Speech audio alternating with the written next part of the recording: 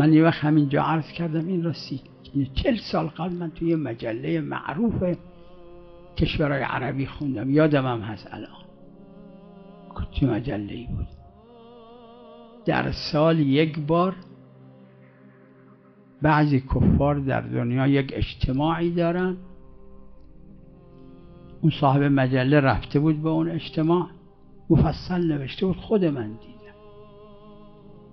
نوشته بود اون کفاری که در اون اجتماع شرکت میکنن تمام هواپیماها ارزون میشه برای اون کشور، برای اون اجتماع تمام ماشینا ارزون میشه، تمام هتلات اون کشور ارزون میشه. نوشته بود حتی الکازوز، کازوز یعنی نوشابه، نوشته بود هدیه هایی که میخوان بخرن برگردن تمامش ارزون میشه.